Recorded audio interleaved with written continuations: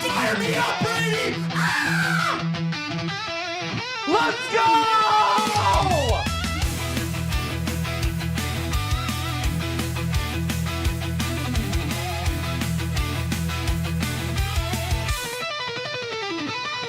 This guy's silky.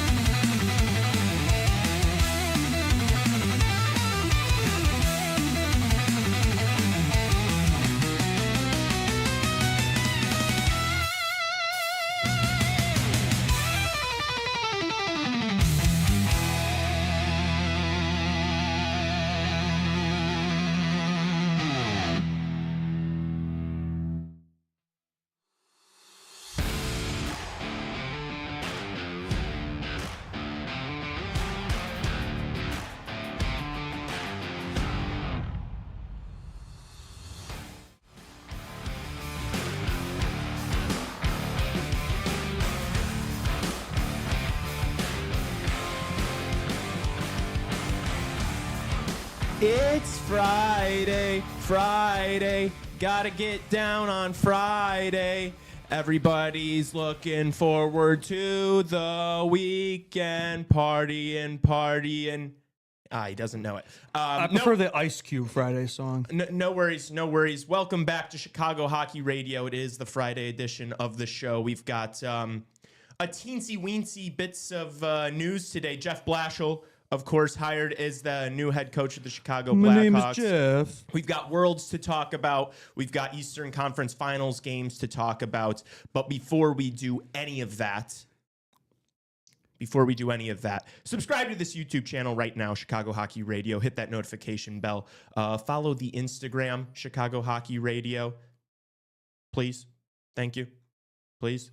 Follow the TikTok, the Twitter accounts, and if you listen to us on Apple Podcasts or Spotify, please give us a 5-star rating and review on there. That stuff goes a long way for us. My name is Lee Grossman. With me, as always, is my co-host, Justin Lynch. Tassos Kirkos and Raven Gasser are also here with us today as we are at full strength. Let's get into it, Justin. Jeff Blashill announced as the new head coach. Finally, it was the worst kept secret in hockey. We've known about it for like 3 days prior to the announcement, but we still got to see Tommy Hawk on top of the United Center with a fucking smoke grenade. I saw that and I was like, geez, we might be bringing in Connor McDavid.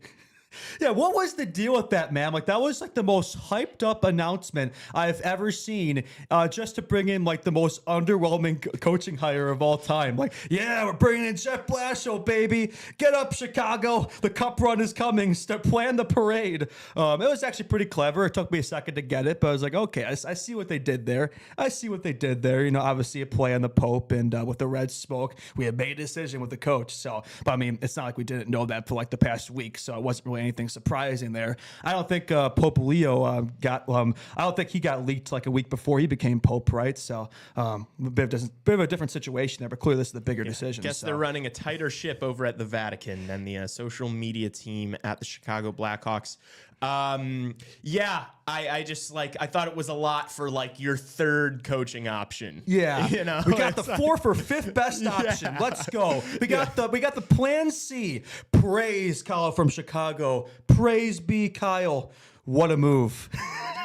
Yeah, so I mean, let's get into it. We're obviously going to talk about this for a long time today. I mean, where do we want to start? Do we want to start with his tenure? So this is another defensive-minded coach. You know what? Screw it. No. Before we get into like who he is and where he come from and who else he's bringing in and the logistics of it, how do you feel about it big picture? Well, big picture-wise, that's actually an interesting question because, I mean, for me, he has all the makings of another pit stop coach. I mean, I think I put the over-under 2.5 in terms of how long he's going to last here. I mean, he does seem like you said, another defensive-centric dump and chase type of coach. I mean, I look at his coaching style and all that. Doesn't really seem that different. Seems pretty reminiscent of a guy like Luke Richardson, for instance. So, look, he is a guy who does have experience, coaching young players and development and things like that. He's coached in the USHL and college college and the AHL before he became an NHL head coach, and he's been assistant the last few years. So he experienced, those types of players, and I would assume that was kind of the main priority for Kyle, is you want a coach who's going to help develop these guys and hopefully get us at least through the rebuild. But is this a guy who's going to be along for the long haul when we're in the playoffs and hopefully contending for cups? I have my doubts with that one. It kind of feels like a coach to get us through the rebuild for the next couple of years, and then we'll find a better coach, when the market's better in a couple of years. So that's kind of my main, that's where I think it's going to go. I could be wrong. I hope I'm wrong. I hope he is the guy. That would be nice.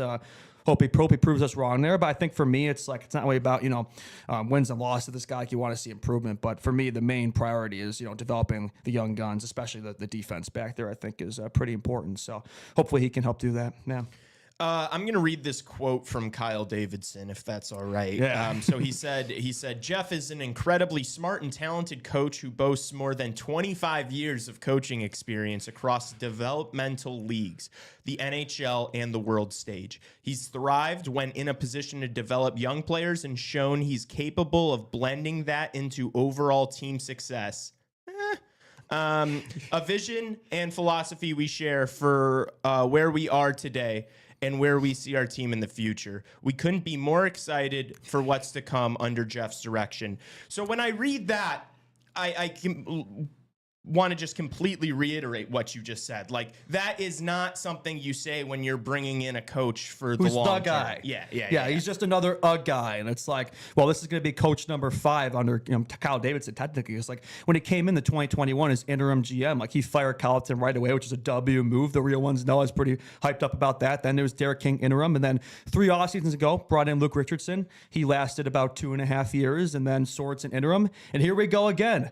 With obviously this is our 5th coach now under Davidson and Jeff Blashill. So it's like, when fans are like, oh, it's like it could be worse, it could do worse. It's like, well, I think it could do better too. I don't think the Blackhawks organization is one that should be settling for an okay coach hire. It's boring. It's not flashy. It's exactly what this team needs. Is it really? I don't know if I agree with that. This definitely feels like a hire where it's like the Hawks are content with another year or two of maybe not being relevant, especially in a draft that has Gavin McKenna next year. Does this not kind of feel like a hire where it's like the Hawks are okay with taking for another year? Am I overreacting there? I mean, how much more wins do you think Jeff's really going to get out of this team? I think a lot of the increased success of next year's team is going to come through the young guns anyway. But it's like I don't really think Jeff Blashill is going to be moving the needle here. I think that's a slight overreaction in the sense that but not completely. You're onto something there. Yeah. I just think that if they were really just we're okay with being bad again in with Gavin McKenna in mind, I think the move would be keeping Anders Sorensen at the helm, most likely. To be fair, they are keeping Anders Sorensen as an assistant, but you are correct about that. I actually am happy about that. That fact that he's not head coach is great. Hopefully, he gets some better line combos. But he's obviously worked with a lot of these young Blackhawks, and they seem to like him, so he can stick around and help with their development. Hopefully, kind of bring Blashill up to speed on what these guys need. So I don't mind Sorensen being around in another role, and I do like that he's the assistant staff is completely different now. Brought in Michael Pekka from New York, assistant coach over there. Mike Vellucci has been confirmed, but he's assistant at the Penguins that's been connected to this job. So I like that he's brought in a whole new staff, not just the head coach. I've been calling for that for a while. So and it does seem like a good staff around him. So hopefully they'll be able to help him out there. I mean, it's not just the head coach, right? They get all the flack tends to go on the head coach, but people don't realize how much of an impact assistants have too. Which apparently Tampa Bay Lightning fans have made that pretty loud and clear. They don't really seem that upset that they're losing this guy based on the reaction I've seen in those circles. Yeah, I was this morning. I was looking at the posts that the Lightning put out thanking Jeff Blashill, and I scrolled for 5 minutes and did not find a single positive comment. Now, obviously, how fans feel about a guy doesn't really hold any bearing to what he's going to do on your team, but it tells you that he wasn't overly popular there. It tells you that he didn't do the best job. I mean, he was there for 3 seasons in charge of that, mostly their defensive schemes and whatnot, a bit on the penalty kill as well. And the first couple years were not good at all. Last year was better defensively, but still just massively struggled in the playoffs. And I understand that some of that is personnel, but even when they still had Sergachev, I mean, that defensive group great. was having a lot of problems. So like, I don't even want to hear that it's like all personnel on the blue line. Like he was struggling with Chernak and Sergachev and Hedman, and like he had pieces to work with. yes. Yeah. So like, I don't want to hear that it's just like, oh, he was dealt a bad hand. It's like, not really. He wasn't really dealt that bad of a hand. I do want to revisit this quote one more time that I read from Kyle Davidson, because I just do think it's really telling as far as what he sees and expects from Jeff Blashill over the next couple of years. Because it's like, we know that the Blackhawks try to get David Carl. We know that. Was he really number 2? We also know that Elliot Friedman said today that like the Hawks gave Sullivan a call, and maybe that was never in the cards. Like that was probably never going to happen. Kyle, this was the call. Sully, do you want to come coach this Hawks team? No, I've already signed in New York. Oh, okay, bye. That was the call. But if he were to get one of those guys, the quote after hiring them would not have been, about developing young players. It would have been completely different, It would have been a completely different tune. And I really feel the same way, even if it was Carl, who doesn't have any NHL coaching experience. I think there would be higher expectations in terms of wins and record and all that stuff. Whereas Blashill seems to kind of be, pumping the brakes a little bit there. It does seem to appear that way, right? Yeah. Yeah, so I guess we can get into the specifics now. You already mentioned that he's bringing in a couple of assistants. Anders is going to be staying as an assistant coach as well. I don't know in what capacity, who's going to be doing what. No more Sorensen clips? No, I mean, probably not. Probably, yeah. Raven Gasser is not happy about no more Sorensen clips, but. I don't know. The Chicago Blackhawks post that they put out boasted about his performance in the USHL and the AHL and all that stuff from over 10 years ago. I want to expand on that, actually. I find this extremely hilarious. In this career highlights post, they're very quick to emphasize his record in Tampa Bay Lightning as an assistant coach, not a head coach. And yet I look at the Detroit Red Wings resume, and they just mention the wins. They don't mention the entire record he had in Detroit there, which I believe was 204, 261, and 72.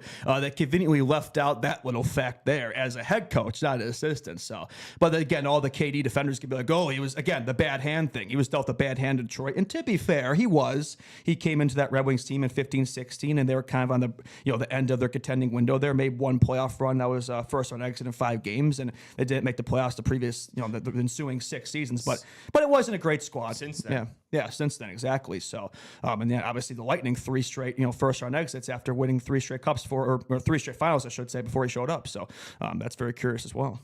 Yeah, he hasn't won at all at the NHL level. Yeah. And I don't want it to be all negative about this guy because I don't think it should be. No. Like, obviously, Moritz Seider probably played. Won a Calder under? You could argue maybe that he played his best hockey under Jeff Blashill, and so that's a positive. You also also have a lot of players say positive things about him, which is a good thing. I mean, that's not everything. Like a coach's likability or approachability should not be why he's getting the head coaching job at your team. Including Brandon Hagel, Blackhawks legend. This is a quote from Brandon Hagel on Blashill. He teaches you how to play the right way. He's hard on you, but very understanding. You can tell him what you think as well. He's very easy to approach. That was he shot that text to CHR legend Ben Pope. So yeah, I think it's probably more important that the players like him versus the fans, but it's not everything, right?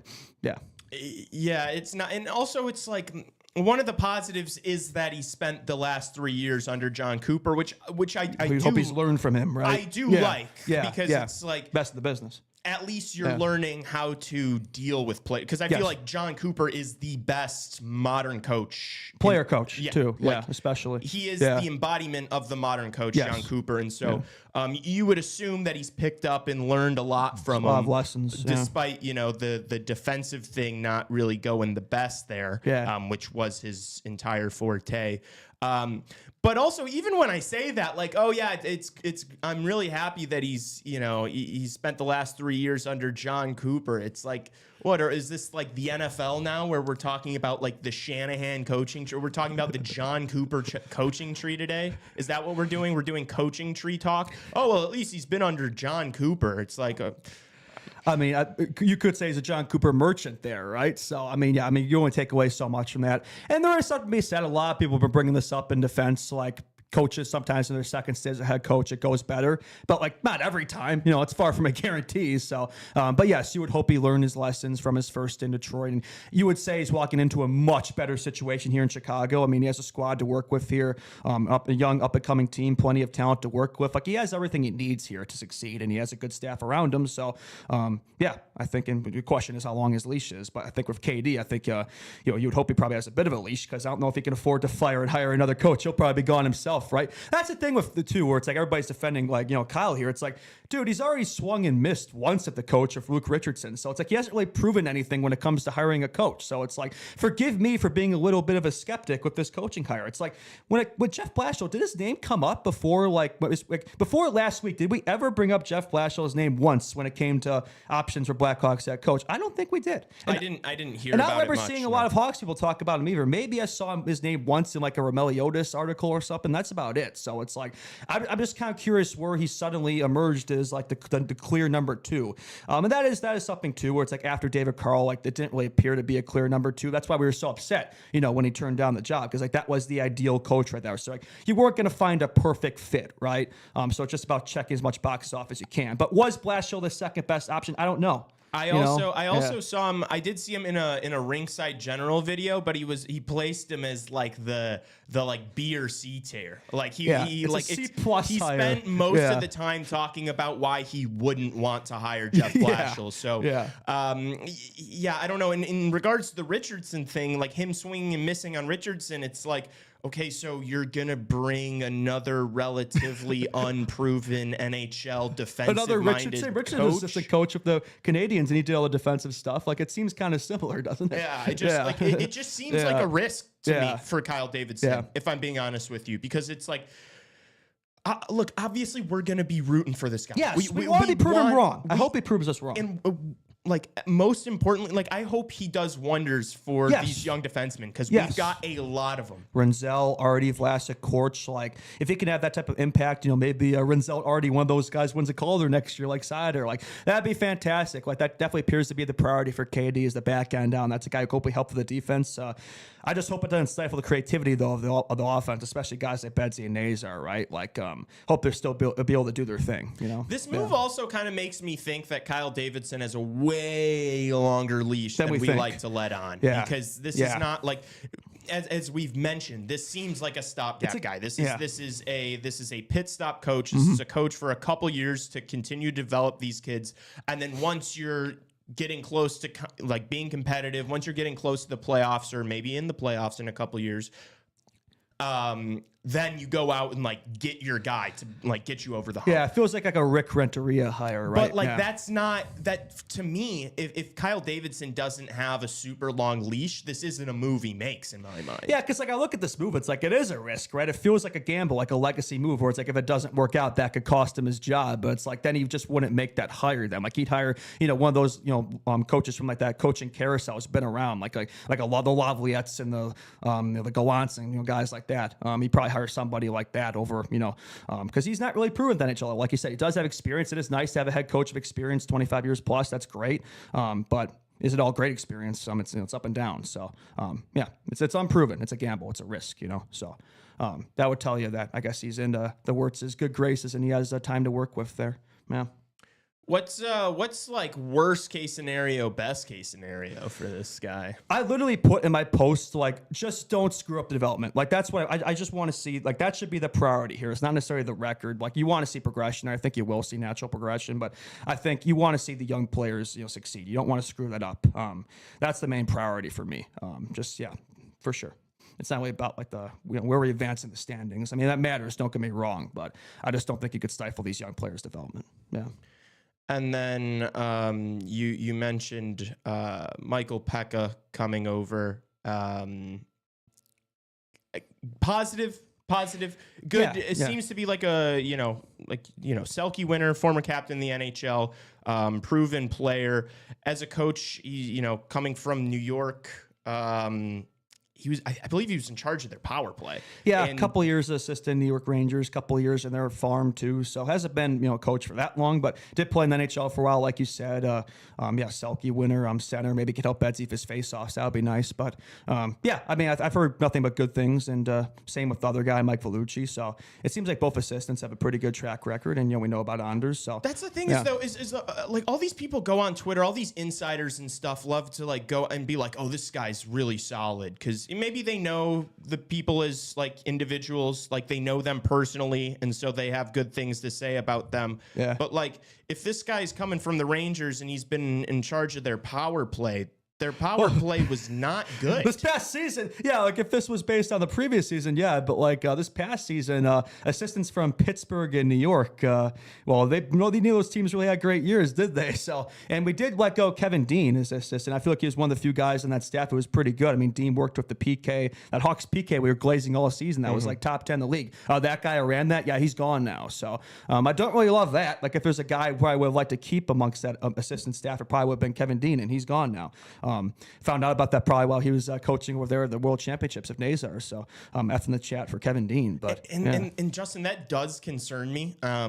Just the fact that our special teams it was good. That was so good last year. Yeah. And one of the few positives was that both sides were really good all year. And now they're probably going to be completely different because it's a whole new staff. It's a whole new staff, and it's a significantly younger roster. And so, like, now that the more I think about this, the more that I talk about it, the less excited, the more concerned I get. I don't know, man.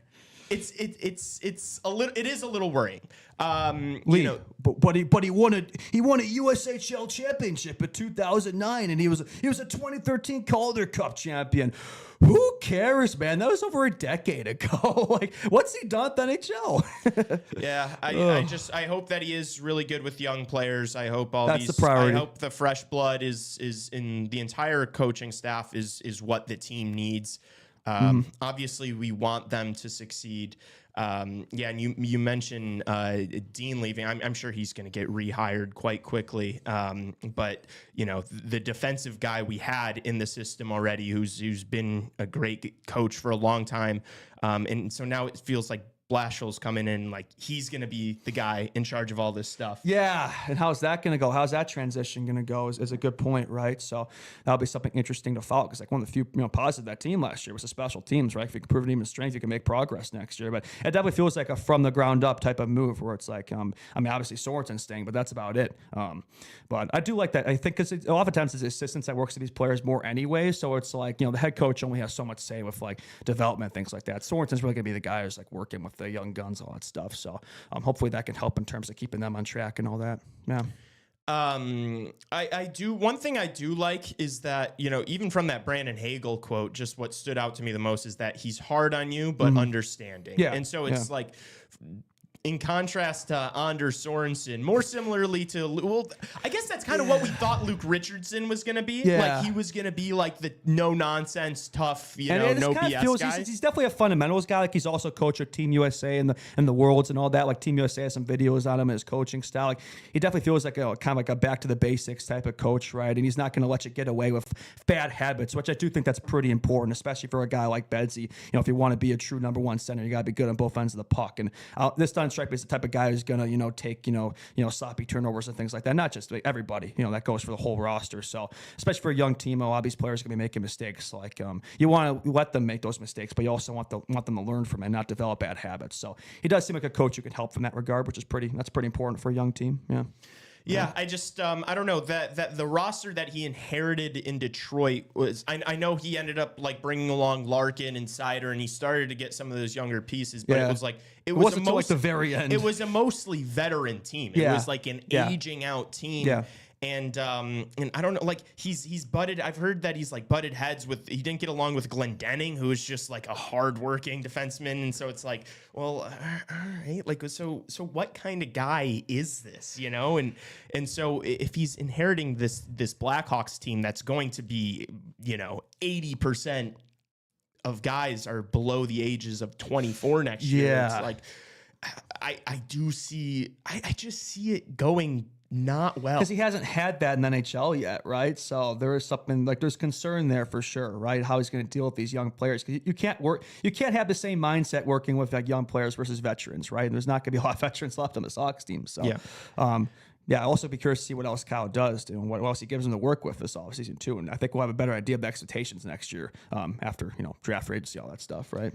Yeah. That's true. Like we don't know exactly what we're going to be working with at the start of the season. Yeah. That's very true. And I know that we've spent a lot of time talking about the defensive side of the game because he is a defensive minded coach. Yeah. But honestly, what I'm most concerned about is what that's going to do to the offensive side of the game for a lot of these guys. Like, I mean, we were just talking, and we'll get into that later, talking about Bedsy's point totals this year. And we've talked about, hopefully Frank Nazar having a breakout year. Yeah. And I'm just concerned that it's going to have a negative effect on their offense. And now they have a new system to adjust to, right? I mean, that's something to see too. So that's going to be an adjustment for these guys. But a full season, I think the fact they're starting from the ground up too is a positive. We don't have to deal with coaching change in the middle of the season, so hopefully that can make an impact. Well, he's a whole offseason to work with here. Because we saw it with Luke Richardson. Like you try to lean into the defensive side of the game and like be super hard to beat. That was the thing all these guys were saying last year. It was like you want to be really hard to beat, but then it completely stunted the growth of all of our young guys' offensive abilities, and it was like we were a bad offensive team under Luke Richardson, and so. So if you're like putting an overemphasis on defense with young guys, it's like, well, yeah, you can talk about that game plan as much as you want, and you can focus as much as you want on the defense. But like at the end of the day, these young defensemen are going to take time to develop. They're going to get beaten. They're going to get scored on. They're going to get out muscled. Like it's going to happen. So like for that to be the entirety of your focus, it's concerning because it's like, well, they are only going to be capable of so much. And that's the reason why we critique Luke Richardson so much, because like that's not really the way a young rebuilding team should be playing, right? I mean, so that is something that does concern me here. It's like we're getting that now, but with that youth movement Blackhawks team, like how is that going to mix and match? We'll see. Hopefully he learns and he makes those adjustments, right? He is used to coaching younger teams, before the NHL, so hopefully he takes that experience and applies it. But it's much different NHL versus that. It's a different step, a different jump. So hopefully he's able to make it work. Yeah. Another dynamic that's interesting is obviously we mentioned Sorensen staying around, but he's bringing in these two other guys. What is the dynamic going to be? Because Sorensen spent the last few months of the season as the head coach of this team. He's obviously going to have a better relationship with all these young players than a new coach will coming in. What is the dynamic? What's the role for Anders going to be? It's just like it just feels. Sorensen feels like the awkward guy here, right? It's not the first time. Not really. Honestly, I think the Sorensen thing makes the most sense. I don't think. I agree with it, but just the fact that the rest of the staff is completely different, that's what makes it awkward. Where it's like Sorensen's like the polar bear in Arlington, Texas. It's not the first time we've done this too. When we brought in Luke Richardson in 2022, the interim Derek King stayed on as assistant. I'm pretty sure he's probably going to be gone because all the assistants are different now. So how's that going to work with Sorensen, right? And bringing about his system and comparing it to Blashill, do they meet in the middle somewhere? Like, how's that going to work? I imagine Sorensen, like his main role is going to be development. Like that's what it's going to be. Like you watch those every shift videos, like he's going to be the guy working with most of the young players. Like that's what I imagine he's going to do. And then the other guys will probably work on the power play and the penalty kill and yada yada. And then Blashill's a systems guy. That's just my guess. But again, that's all speculation. But yeah, where does Sorensen fit in here? I'm sure he's happy he doesn't have to do any more media obligations and things like that, and doesn't have to bark with the refs. Yeah, that's another thing with Blashill. Like, is he going to be a guy who steps up, who like yells at these guys and doesn't let the refs get away with shitty calls and stuff? Like, is he going to step up for his boys? Like that's something I'll be curious to see as well. Does he have the passion? Or is it just an NPC back there like Sorensen was? And I also, from what I've seen from him, like this does seem like a guy that's going to hold these young kids accountable. That's good. Like, which is good. Yeah, you want that. I'm just like, everything I see from like the breakout, like I've seen that, like, okay, he does a box +1 in his own zone, which is like who doesn't now? I feel like that's the most common defensive scheme. Trevor's box mentioned, and then it's like dump and chase 1-2-2 forecheck. It's like, okay, we're playing playoff style hockey here. It's just like, oh, is he going to discourage players like Frank Nazar and Connor Bedard from being creative, carrying the puck in the offensive zone and being creative? creative and taking risks, because it's like, that's what I want to see them do. And is this a guy that's going to beat that out of them? I hope not. Because I just don't think this is a squad that's ready to play playoff style hockey. Like, we're not there yet, right? Like, that's the kind of reason why I want a Carl type of coach, like a college fresh face type of guy who hasn't really been around fresh blood. And Blashill isn't really a fresh blood guy. He's a guy who's been around. Like, kind of another one of those same coaches that are in and out of the lineup, right? So he's not really a fresh face. So that's another thing too, where it's like, yes, he has experience, but it's like, it's not like he has championship winning Stanley Cup pedigree experience at the NHL level. He doesn't. Where it's like, if I didn't want a David Carl coach, I wanted somebody like that. And he's kind of somewhere in between. He's an in-betweener. Goated show. Have you seen The Betweeners? It's a good show. No, but I get the reference. The UK version, that's Jeff Blashill there. That is a fair point. It's not like we're getting some experienced head coach that's like won and done it. Who's I guess he is. I shouldn't say he's not. Like, he's respected, but not like, how do I put this?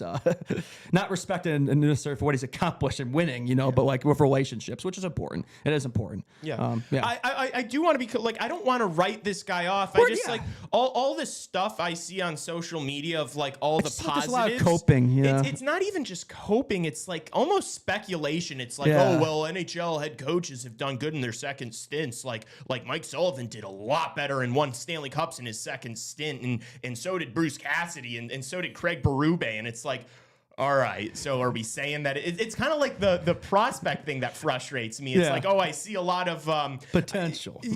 Or like comparisons to legends, It's like, oh, this guy looks like Leon Draisaitl. This guy looks like, Patrice Bergeron. It's like, okay, so we're hoping. It sounds like we're just banking on him being, having a positive impact just because it's his second stint. And we can very easily look at all the coaches who have failed in their second stint. You can make that same argument the other way. And this is also a guy like, who was under Mike Babcock all those years and like was kind of supposed to be the guy in Detroit. It's like, not really sure. Like, there's some similarities there. I just don't know if that's really the type of guy I want at the helm. You know what I mean? Like there's a lot. That's fine. The more I look into it, the more I'm supposed to feel confident and settled. But it's like, I'm kind of on the same vein as you. Like, the more I try to see it from Kyle's logic and reason, like, I'm not really being moved. You know what I mean? He kind of has to move us. It really does feel like a move that was made just to make a move. It really does. And we were saying that's like, Kyle can't afford to just hire a guy just to hire a guy. He's got to nail this. It's got to be a home run hire. You can't look me in the eye and say this is a home run hire. But part of that is like, I don't want to just shred Kyle Davidson now for that, because it's like, yes, we wanted a home run hire, but it didn't work. There weren't any other home run hires left. But I do feel like there were better options, though. I don't know. My whole thing with Sorensen, like, I know you and I both kind of mentioned like, maybe you do bring Sorensen back, and I know that's like people want to like jump out of windows when you hear Anders Sorensen. But it's like, at least with Anders Sorensen, if you keep him around for another year, he was good for developing these young guys. He gave a long leash to the young forwards, which is what we want. We want them, but it was an option. It gave you an option to where if a home run hire potentially became available next year, you are able to let go of Anders Sorensen or just move him to the side as an assistant coach, as they just did for Jeff Blashill. And you can do that for one of these, blue blood coaches. Yeah, you know what the Jeff Blashill era is? It's like, you're up at the plate. You're not even really trying to get hit. You're just trying to get on base. It's like Moneyball. It's like he just gets on base. It's like you're taking the 4 balls and you walk to first place. Like, you're not even really in scoring position with Jeff Blashill. You're still trying to get the second base. But it's like, we just don't know if he has opportunity to be the guy, unlike Sorensen. It's like we knew he probably wasn't. But it's like, I don't know. I just haven't really seen enough from him where it's like, that's going to be the guy who takes around the bases and to home plate there. I'm not really sure. You know what I mean? Yeah. Jeff Blashill is the head coach of the Chicago Blackhawks for over or under 2.5 years. Under. I think 2 years. Like, I think it's gonna be 2 years. What do you think? I guess that completely depends on how the season. Like, if I'm saying under, that means things are gonna go bad. I don't want things to go badly, but it's like I'm just not confident, man. I'm not confident. Yeah, I don't know. Yeah. Here's another thing. It's like, it does concern me. It's like, dude, like, in between the time where we knew Carl wasn't, after that, you denied the job, and then in between that time, it's like Blashill was the first name we heard last week. It's like, it is interesting to me. You look at any other team, it's like you know the guys. I know that's kind of the way Davidson operates. You don't really know anything. You don't hear anything. But it's like, it does concern me that we haven't heard a single other name. We don't know a single other person besides Anders Sorensen and that MSU coach who was randomly brought up. We don't know a single other guy the Hawks have considered. Like, I'd love to know who else they interviewed. I'd love to know who else was in the running, because I just have a really hard time thinking that Jeff Blashill was first on Davidson's list after David Carl. Maybe he was. And it's like, how much interest was there in this job? Like, I'd assume there was a lot. It's the Chicago Blackhawks. I know 31st, I don't care, man. It's like you have one of the hottest prospect pools in the NHL, a clear path forward, sustained success. But it's like, maybe there wasn't as much options on the table as we think. And it's like, if Jeff Blashill, like, who, we're talking about this, but it's like, who was the number 2? Like, if it wasn't going to be Jeff Blashill, because there were other teams interested in him, who was going to be after Jeff Blashill? Yeah. That's what concerns me, man. It's like, I don't know, maybe we didn't have as much on the table as we think. You know what I mean? Maybe there's a reason the coaching front has been so quiet and we've heard absolutely nothing. You know what I mean? Yeah, I completely and understand. Maybe from that standpoint, maybe this is a good thing, where it's like, well, okay, at least we got a guy, at least we got Blashill, right? At least, like, it could be worse. Like, it's fair. It could have been worse. Yes, which is not what you want to hear, but it's loser talk, but it is true. Yeah.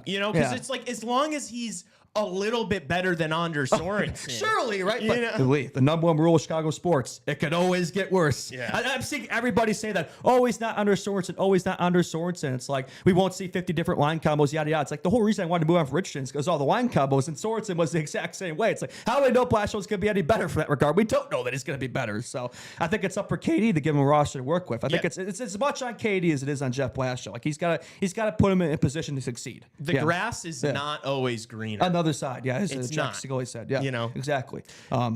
Can I read this quote from Elliot Friedman on 32 Thoughts today? That's a weird quote. Really confusing, and I wish they obviously, I'm sure every single fan that listens to 32 Thoughts wishes Elliot would spend a little bit more time talking about their team. But he said, in regards to the Blackhawks hiring Jeff Blashill, this was all about how can we create an environment where prospects can thrive and can be successful, because they will be a key part of the team when the Blackhawks are good again. And then he said, depending on who Chicago spoke to, there were differing opinions on the ceiling of some of the prospects. I don't know that everyone saw it 100% the same way, but those are their guys. Those are the guys they're betting on. So it's like, I don't. Can you expand on that what for me, the Elliot? fuck does that mean? What does that mean, Kobe Bryant? So it's like, are there people involved in the Blackhawks organization that didn't see, that don't agree on how good some of these prospects are? Like, is that dissent within the team? Is it dissent from the outside? Like, is that referring to maybe David Carl, who they spoke to, didn't see a lot of these guys the same way that Kyle Davidson and Brian Campbell and co did? I don't know. Let us know what you guys think in the comments. We got a funny skip on the way, by the way. Here's another thing, too. Like, the press conference to actually welcome Blashill, it's not until next Tuesday. 5 days after the hire. Is that a little curious to you? Like, 5 days? But anyway, we got a nice skit on the way. I think you'll like Davidson's presser announcing Blashill. I think they'll find that pretty funny. Yeah, so Tassos just left in a comment in the stream saying other coaches Lee and Justin don't know to mention, and then mentioned a bunch of coaches. I believe we were referring to coaches that the Blackhawks talked to. Yeah, that's what we. We don't know what I'm talking about. Yeah. Like, cool, dude. Yeah, you just brought up a bunch of a list of a bunch of like AHL and like other. But we don't know what the Hawks coaches. But people keep saying that's not what I'm talking about. People keep asking for names, but it's like we haven't heard any names that the Hawks have been considering. So it's like I don't even know who's realistic and who isn't, right? But if you want some names, I think the Woodcrofts and the Todd Nelsons and the Jay Pandolfos and guys like that. Like, there were other options at the table here, but again, you could also say those guys aren't proven either. So either way, it's like if it wasn't Carl, like you could find a flaw of any coach, and so that from that standpoint, I guess I get it. But it still feels like a hire where you're settling. I said it before. It does feel like a settling type. Yeah, of like hire. That's what I want to know. Who are the other options, and why is it Blashill over them? Yeah, like what separates Blashill from the rest of the pack? Because I'm not seeing anything here that separates him from any of those other guys that I brought up or that I've seen thrown around. Because Blashill interviewed and got pretty far in the interview with the San Jose Sharks last year, and they decided to not go with him. And so we're taking a guy that the San Jose Sharks turned down. The Chicago Blackhawks, an original six franchise, are taking a guy that the San Jose Sharks turned down. That's what pisses me off, Lee. It's like people are treating this like, oh, at least we got a guy. It's like, dude, we're not the fucking Columbus Blue Jackets or the Buffalo Sabres or the Arizona Coyotes are gone. The Utah Hockey Club, but this is the Chicago Blackhawks, which is an original six team. It's like we should have to settle for anybody. Whoever the Blackhawks want, they should be able to get. And no, I'm sorry, I'm not giving Kyle a break with the David Carl thing. It's like the fact that Carl took the interview, he was clearly considering the job. So the fact that he stayed in Denver is not on David Carl. That's on Kyle Davidson for not being able to convince him to come to Chicago. Yeah. Like that still leaves a really bad taste in my mouth. I'm sorry, that's a failure in negotiation. I'm not going to cut him a break. I've loved a lot of what Kyle's done. I think he's done more good than bad, right? But I'm going to call balls and strikes here. I'm not just going to blindly follow and blindly glaze every single thing that he does. I think we have to be honest on both sides, because it seems like with the Blackhawks fandom, it's either he can do no wrong or he's Stan Bowman. Like there's no in between anywhere. I think you have to find some sort of balance, and that's what we try to do. Yeah, I mean, there's only going to be you can only give a guy excuses for so long. I know that he's done a lot of great things. I know he's done great with the draft picks. He's done great with the prospects. We still haven't built a team here. Until we get to that point, it's all potential. It's all speculation. If we don't reach that point, then it doesn't matter. You know what I mean? Yeah. Yeah. I don't know. Yeah. I don't know, man. Is there more you want to say about this? Look, overall, like, I hope that this guy ends up being instrumental for these young players' careers. Yes. I hope that he does a great job developing all these young guys. I hope the new personnel that's brought in is a fresh thing for the roster, for the organization. And I hope that we're 2-3 years down the line and we're having the conversation of maybe there's some other really good coaches available, but Blashill's done such a good job that we don't want to let him go. Like, I hope that's a problem that we meet a couple years down the line. That's what we're hoping for.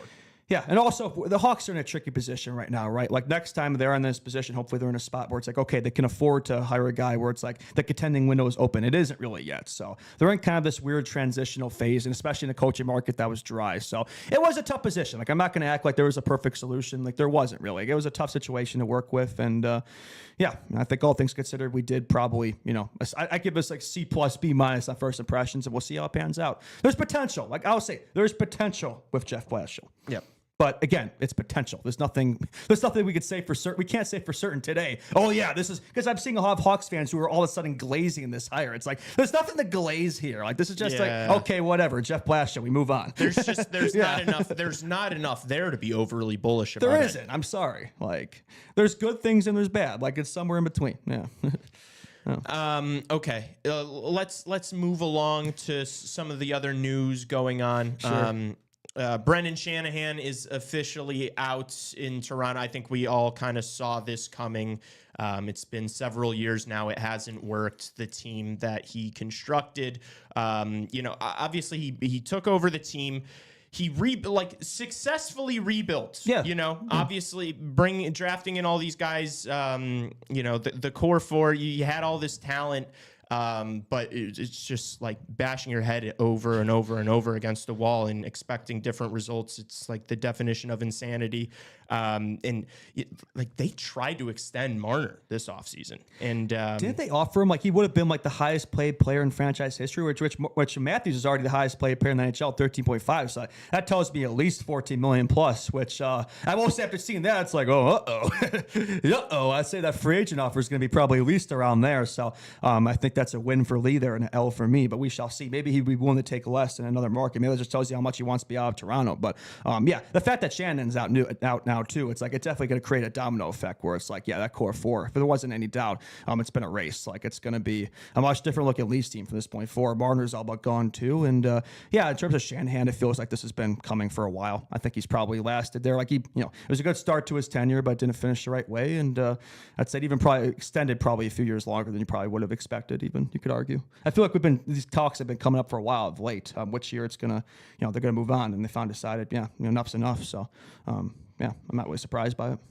I also heard that the Islanders are considering. Of course, it. the Islanders. Like, that's crazy. Islanders love guys like that. They love the old boys club and things like that. That's funny. Other big piece of news: Russia is officially ineligible to play in the Olympics next year. Oh, damn. Which. It's a slippery slope. Look. For the players, it sucks. For the players, it sucks. Politics aside. Here's what I'm going to say about it. Like, I understand that the political situation, that this is a whole other can of worms that I'm not even going to get into on the show because it's not my place. We to don't talk care about politics here. But don't be that brash. It's not that I don't care about what's going on. It's just like this is not the place or time to have this discussion. But as far as if you're just talking hockey, if you're talking best on best, it sucks that Russia's not there. I care about the hockey. Yeah, it's unfortunate. It's been that way for a while now. We'll see. Not just Russia, Belarus as well. So no 2026 Olympic run for Artie Levshidov, unfortunately. So we'll see how long that extends, man. But gotta get those situations sorted before they can show up. But it does suck because it feels like there's an asterisk on best hockey right now. It's like without Russia there, it's like it's not really the same. But I think they're allowing individual athletes to go from Russia to go perform in the Olympics. It's just no teams. I think is what I saw.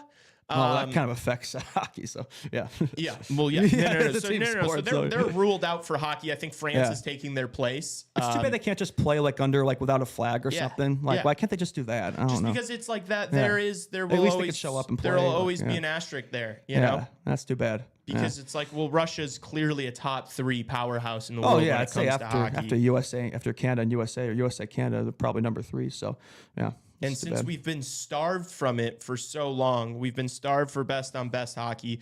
We finally got a taste this year with the 4 nations, and it was in an ideal world they should have been there. Yeah, there should have been the 5 nations or the 6 nations tournament with Czechs. So yeah, it's unfortunate. Yeah. Okay, and then the GM of the year nominees were revealed. It's Jim Nill, Kevin Cheveldayoff, and Bill Zito. No really surprises there. Maybe the Caps guy has something to say about it, but I mean Zito probably the best GM in the game right now, and Jim Nill. I mean you could argue best in the West, best in the East right there, and the season that Jets team. I know they the playoffs aside, I don't think many people expect them to win the President's Trophy. So I wouldn't say there's really a surprise there. Is who wins the Stanley Cup going to affect who you think should win this award? I think it should affect it, but it seems like with these types of awards, a lot of times it's really just regular season that's taken into account. The playoffs are kind of separate, but I'd say it probably will. So in that case, probably Zito. Take Zito. Yeah. I'd probably say Zito. I mean, maybe that's the obvious pick, but I don't know. Like the Panthers and Stars, relatively speaking, were similarly constructed. So I'd say the Jets made the most changes. So from that standpoint, you probably say Chevy, but that's the only team that's no longer playing right now. So yeah, I'd say one of probably. I'd say. And 1 Zito, 2 Nill, 3 Chevy. I mean, like Nill bringing in Rantanen. I know he gave up a lot, but like that was a big deal. You know what? Yeah. Well, Zito had the Seth Jones trade. That probably beats it, right? I'm just kidding. Well, I mean, it was great. It was a great acquisition. I know, but the Seth Jones trade doesn't clear Mika Rantanen trade. I was joking. I just mean like Seth Jones and Brad Marchand have been 2 of the most impactful players in the Panthers this year. Like I know you hate Seth Jones, but that's an undeniable fact. Yeah, no, I just don't think Seth Jones is in the same planet as Mika Rantanen. Yeah, but they didn't give up the same package as the Dallas Stars did for Mika Rantanen. I think there's an argument to be made there. Okay, you want to do Worlds talk? Yeah, Worlds talk. Canada, what happened? What happened? Denmark defeats Canada 2-1 in overtime in the quarterfinals of the World Championships. Macklin Celebusti with 0 points in the match. I believe that's 6 points in 8 games to end the tournament for Celebrini, playing first-line minutes to Sidney Crosby. And if we visit last year, I believe Betsy had 8 points in 10 games, playing 13th forward minutes. And that team made it to the gold medal game. They did lose to the Czechs, but they made it 10 games. And Macklin Celebrini not showing up in a playoff game. I think I could get used to that. That sounds great to me. But I mean, everybody said this is the best roster Canada's had in the World Championships in forever, and absolutely nothing to show for it. So I'm all here for that. That was absolutely glorious to see, especially after all the Canadians are making fun of the U.S. for losing a preliminary game to Switzerland. It's like, well, now what you got to say? But Yeah, I'm all there for that. And that wasn't the only game that took place. USA did defeat Finland 5-2. They move on to the semis. They will be playing Switzerland. Shockingly, no Frank the Tank Boy in that game, but he's just saving it for the gold medal game, but you got to get there first. The Swiss defeated Austria 6-0. I'm surprised Austria even made it to the quarterfinals, so congrats to them there. Golf claps for Austria. And then Sweden defeated the Czechs 5-2. So the semifinal matchups will be USA-Sweden and Switzerland versus Denmark, which I find pretty funny. I feel like the gold medal game should just be USA-Sweden, but if they could just get past them, you're playing Switzerland and Denmark. But to be fair, they did lose to the Swiss, and Denmark beat Canada, so even that probably wouldn't be an easy game for World Championship standards. But it would be nice. The USA obviously have a long drought in the World Championship, so it would be nice if Frank the Tank could help them end that drought this weekend. That would be sick. Yeah, long drought is the understatement of the year. 1933 or something. 60 if you include the Olympics. The Canada collapse was kind of shocking. Yeah. Am I happy that it happened? Maybe I am a little happy Yeah, about what's it. a Canada, man? But like, what's the point of celebrating and gloating about it and talking about it until the U.S. wins this whole thing? Exactly, right? It would be sick, though. It's like if they won the World Juniors and the World Championships in the same year. Oh, but Canada won the 4 nations. Yeah, whatever. We don't talk about that. Would you rather would you rather the U.S. win the Worlds this year or have the U.S. win the 4 nations? Obviously, the most prestigious tournament in sports is the 4 nations. So clearly the 4 nations. I'm serious. Which would you rather? The 4 nations. Yeah. The World Championships. There's a reason, like, it takes place during the playoffs. Like, there's always an asterisk on the World Championships because all these powerhouses always have some of their best countries or some of their best players are not going to be available. Jeez, I can't talk, but. So yeah, but it would still be cool because there's been a lot of talk around that, the drought. So it'd be cool to put that to rest and get some men's victories because the U.S. have won a lot of international trophies and gold medals on the junior stage. It hasn't really happened in the men's stage. I mean, the 1996 World Cup of Hockey was really the last time they won anything at that level. So it'd be nice to start a streak here and start to take over. Yeah. Yeah, Canada's still chuckling and laughing after the 4 nations. We got to wait till the Olympics to get our lick back. Who was it who assisted in that McDavid goal, by the way, for that game-winning goal in the 4 nations? Who assisted in that goal? Your GOAT, Mitch Marner. Yeah, he showed up in a big game. So I do think it's important to remember the way he played in those high-pressure playoff-style games. It's like, and he wasn't with the Maple Leafs, and he was wearing red as he did that. Yeah, but he's not going to have Connor McDavid on the Blackhawks. Yeah, he has Bedard, yeah. Delusion. I just had to throw that little tidbit in. It does suck that these games this weekend are going to be, I think the gold medal game will be while I'm at the Indy 500, so I might miss that. But anyway, that's all I have to say about that. I wonder if these odds are available on FanDuel. Can you bet on this? Yeah. Are you kidding me? You can bet on fucking table tennis in Japan. Like, you can bet on anything, dude. Yeah. Yes, you can definitely bet on the men's worlds. I'm not a betting degen like you. I'm just kidding. Well, it's just like, yeah, you can, dude. I mean, Circa Sports is a sponsor of the Chicago Blackhawks. You think you can't bet on the men's worlds?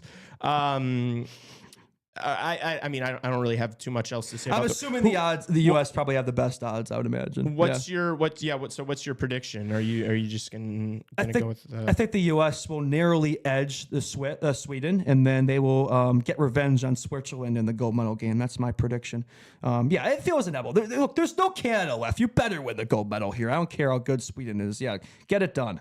I think it is. It's in Sweden, Denmark, right? Yeah, it is. So that won't be easy, but anyway. Hopefully get it done. Yeah, it's going to be a hostile environment, I'm sure, for probably both of the last 2 games. But that should fire these guys up. Yeah, it should. It's cool, like the atmosphere of those crowds too. Like it's very like European soccer-esque. Like there's a lot of chanting and stuff. Exactly what you've been kind of hoping for. That could kind of seep their way into the NHL eventually. It's fun. It's a fun watch actually. The World's good atmosphere, fun games, and I've enjoyed it. I've enjoyed watching it. I'm sure Bedard's enjoying watching it at home and. Yeah, hopefully developing and getting faster, right? The U.S. are actually a decent size underdog against Sweden. Really? Yep, they're plus 180. By that. They're plus 180. Sweden is a minus 225 favorite. Wow. And then Switzerland is a massive favorite over Denmark, minus 600. So obviously the book is seeing a Switzerland-Sweden final. That'll get us talking on Chicago Hockey Radio. Yeah, I think that'll be good for business. Yeah, I think we'll give that game none of our attention there. So, hopefully for business, hopefully Hopefully the kilometers come out on top. Yeah. The kilometers. Okay. Do you want to hit a quick break here? And then on the other side, we've got Playoff hockey talk. We've got the conference finals to talk about. We also have a Mount Rushmore to do. And then we've got Friday a couple of questions, couple of Friday questions, all coming from Evan in chat. It's Friday then. So thank you, Evan. All right, keep it here. We will be right back in just a second.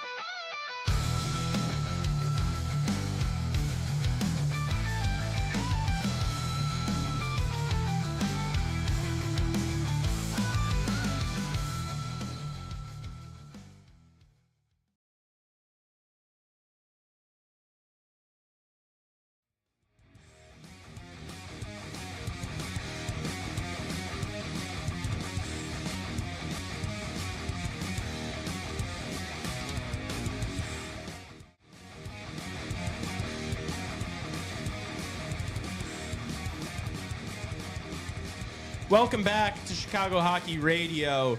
We got some Eastern Conference Finals games to talk about today. Let's start first with the less exciting series, the Stars and the Oilers. I'm just kidding. You really edged me there. No. Yeah, we'll start with the Wednesday game. Thank you. Obviously, yeah, more entertaining. Can we just talk about this game? We don't have to pretend the other game didn't happen. This game was absolute cinema. Yeah. 6-3 win for the Stars. If you weren't there for the live stream, you missed out. That was so much fun. I think it was a very important game for Dallas to take, especially. You got home ice advantage against this rolling Oilers team. Only the second game they've lost in their last 10. They've been on an absolute tear. I really they kind of let this one get away from them. I really thought for most of this game, at least for 2 periods, that the Edmonton was a better team. They did have a 2-goal lead, but what about the 2-goal lead, Lee? The most dangerous lead in hockey, and they did blow it. The Stars came back in dramatic fashion in the third period. Some undisciplined play, some bad penalties, and they took advantage. And multiple peepers, and every single time they got one, they took advantage. Absolute cinema win for the Stars, and much needed for them to get off and set the tone for the series. Yeah, I think game 1 showed us how important special teams is going to be in this series. Coming into this, the Oilers hadn't scored on the road on the power play. Yeah, what a crazy stat. And Dallas, on the other hand, had scored in every single home game on the power play. So that's going to win you a lot of games, right? It just shows you how important the special teams are come postseason, and not even just postseason, but at this point, like Western Conference Finals. Edmonton absolutely dominant in the first 2 periods in my mind. I thought they were the better team. McDavid, Draisaitl, just every time they got on the puck, they were making like things something happen. was going to happen. And then going into the third, up 3-1. Stuart Skinner. What happened, buddy? Honestly, I don't. It wasn't all him. They were good looks. It was a lot of good looks. The one that I maybe am most scratching my head at for Stuart Skinner was probably that Duchesne goal, just because he had no clue. And that net was open forever, man. It's like, I think even the initial look was blocked, and then he had a second look. It's like he had all the time in the world to seal that post. He wasn't able to do so. I think he lost the puck, which does happen a few times with Skinner, where it's like he doesn't always seem to know where to be in the crease. So his first tough game in a while, right? Kind of got back in it there late in that Vegas series, and but hopefully he can bounce back here later in the series. But definitely the most human he's looked in a while, more like his king self. But it wasn't all him, right? Like you said. Edmonton. I don't know what happened that third period. I thought going into it, I thought they're going to come away with this one. But you forget about this Oilers team. They are an unreliable squad. For as much times you could say they're in every game, they do blow a lot of leads, and that was the case in this one. Yeah, I think what happened is they took 4 penalties in the third period. Yeah, it just can't happen, man. And you get all the conspiracy theorists out there. Have you seen that? Where it's like, I saw a meme of Gary Bettman with his phone. My Dallas Stars are losing 3-1. Better give them a bunch of power plays. Like, yeah, okay, whatever. Keep drinking the Kool-Aid on that one. But I think just play disciplined hockey and don't make stupid mistakes, and then you're going to come away with the game. So, we saw this team. I don't know what people are complaining about. I thought all the penalties were warranted. I didn't think they were fair calls. I did see people complaining at first about fans, man. I did see people complaining at first about the Evander Kane high stick on Duchesne, but if he clearly got high stick. They were clear-cut penalties, man. You can't really ignore them. So, just stay out of the box. I thought even strength, like I said, there was a better team, but that's not going to do it alone, right? You got to have the advantage both even strength and special teams, and special teams were the difference for Dallas. So, good for them, like I said. And now it's even Steven now from here in terms of a home away. So, I think for the Oilers, they're the one team where it's you don't have to win game 1. If I'm Edmonton, I'm not tweaking right now about this game, right? I think, especially, did you see the way McDavid and Draisaitl looked on the bench after this one, man? Yeah. They looked absolutely pissed. You could already tell they're locking in, they're dialed in, and they're going to take this one personally, and they'll probably get a response, I think, for game 2. Yeah, I think it's going to be really. I'm not calling it a must-win by any means, because I don't think so. I don't think there's a single point to where I'd count this Edmonton Oilers team out, especially after seeing what they did last year in the Stanley Cup Final, coming back down from being down 3 games to nothing. Yeah, it doesn't matter what the series is. I'm not overly. You shouldn't be concerned, as an Oilers fan, but also the penalty kill has to be better. Yeah, no, it just does. And it was like Dallas rolling out their second unit, and that's not their second unit anymore. That's their first unit. It was. It's funny. We were joking about that to start up the third period. It's like, they start the second unit. It's a bold strategy. Then right as we said it, bam, they delivered. It's like, that Dallas, man, this squad they have, both those units are basically, they effectively have 2 first power play units, right? It's been dangerous all playoff long, and for Edmonton, you got to find a way to shut them down if you're going to be taking a bunch of penalties like that. I guess the term is just don't take penalties, but it's going to happen this time of year, right? So, got to find a way to be better in the kill. Yeah. Although it was a very, how should I put it?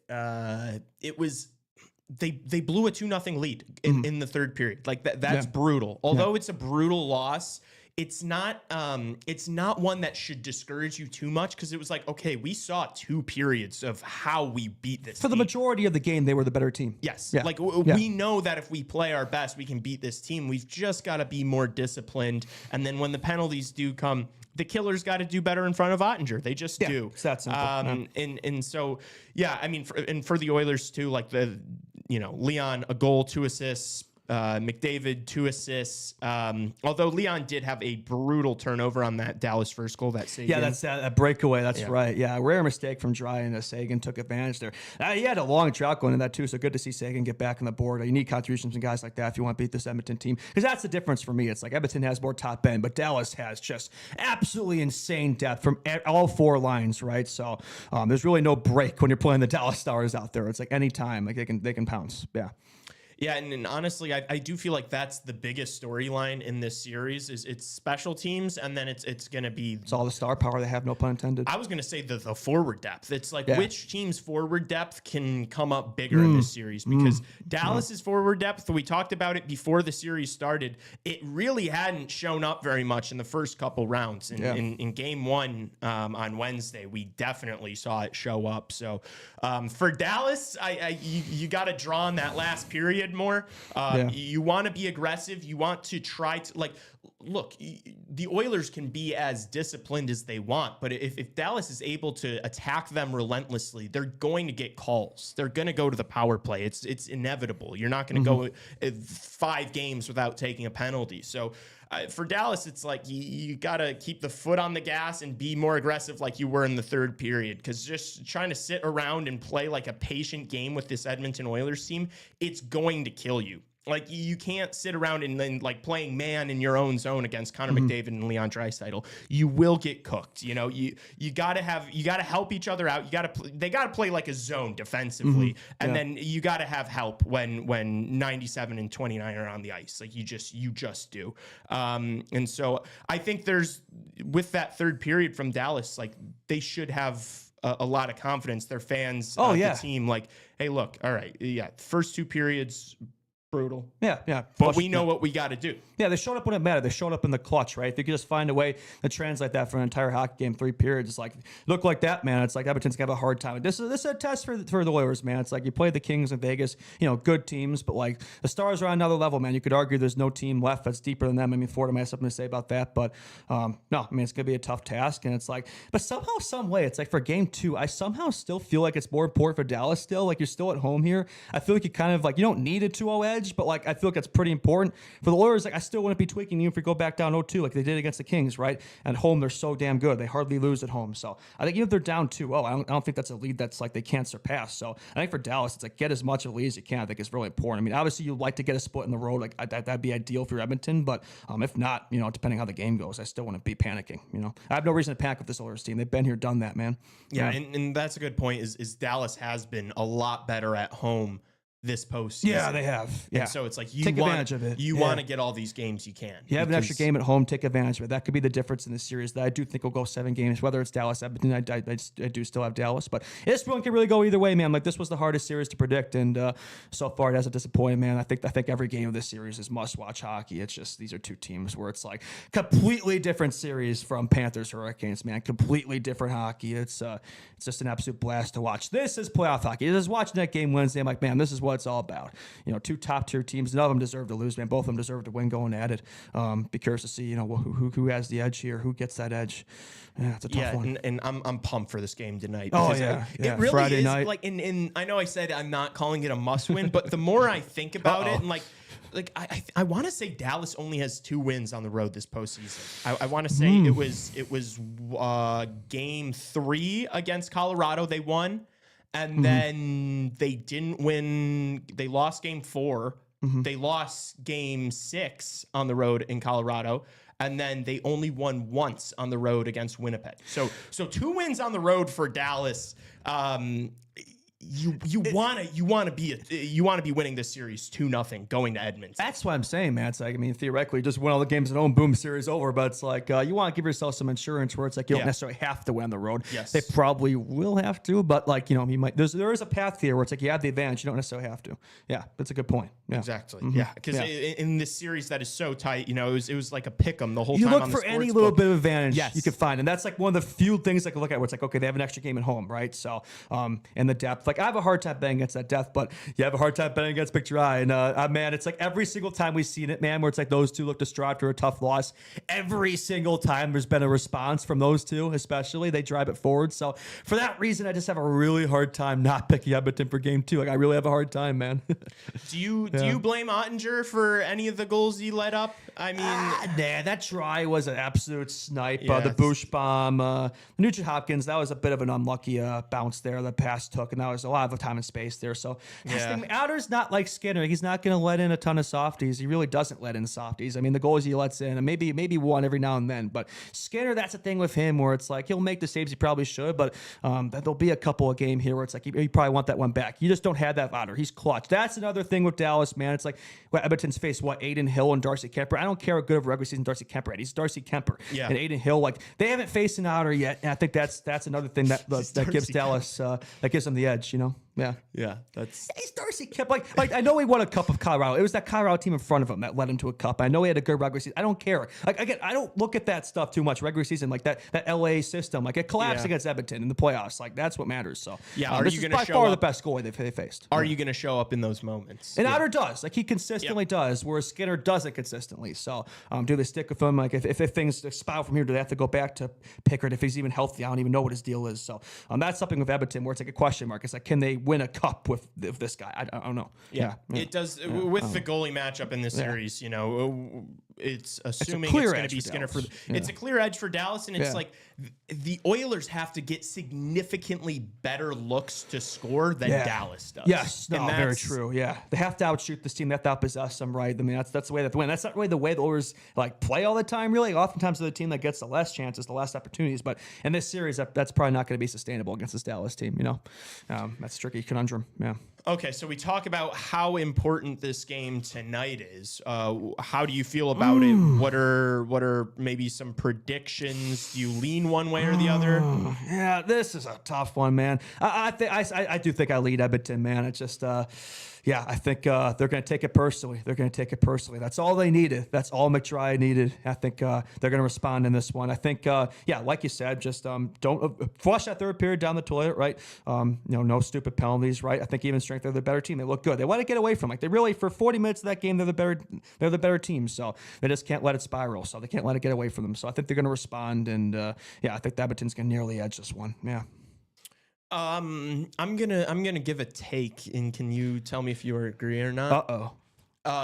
Game 2 it's more important for Dallas to win than Edmonton to win. I was actually gonna say that. Yeah, I know it seems like it should be the other way around. It's like, but like if Edmonton if Oilers go back to Edmonton down 2, like I think they could easily win the next 2 and tie up the series. Where it's like with Dallas, it's like same situation where it's like if they lose this game and then you go down 3-1, because I really think I have a hard time seeing the Stars win a road game this series against that rolling Oilers team. It's hardly lost at home. So I think for the Stars, you want to keep this momentum rolling, and you want to let Edmonton chase. You can't be chasing Edmonton. So I think if you get a 2-0 lead, that's huge. You know, I would say it's more important for Dallas. I know it sounds crazy, but the math maybe doesn't make sense there. But I see your point. Yeah, especially statistically, because I think like teams that win the first game of a series have like a 68% chance of winning. And the second game, it's like, yeah.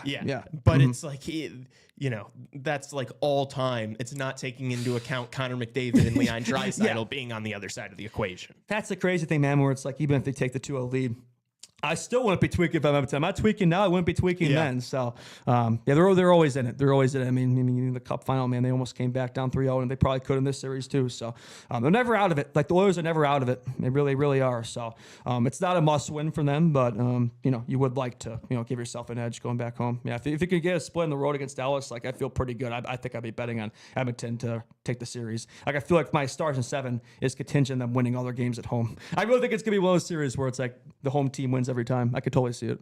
Yeah. Yeah, I do feel like I don't know, man. It's like you haven't beaten Connor McDavid until he's on the golf course. Until the fat lady over. sings, it is not over with Connor McDavid. Until the buzzer sounds, you can't. There's nothing to rest your head about. But I think I agree with you. I think I lean Oilers in this game. This, not to do the agree show, but I mean, so Dallas -114, Edmonton -105. So I mean, both it's basically a pick 'em. It's right there. Not a whole lot of edge to Dallas, even though they are the home team and they just came off of a 6-3 win. I look back at that first game and I think the Oilers showed me more positives throughout the 60 minutes than the Stars did. It was just the Stars dominated on the peeper in the third. And I just you can't bank on that happening every game for the Stars. Correct. That's not sustainable. That's not sustainable for long-term success. So I think from that standpoint, I mean, that's why I think gotta give the Oilers edge in this one. Yeah. Yeah, and hell, I mean, dude, we were at the second intermission. I do the Stars We were have any right chance there, here? yeah. And you were like, no, they don't.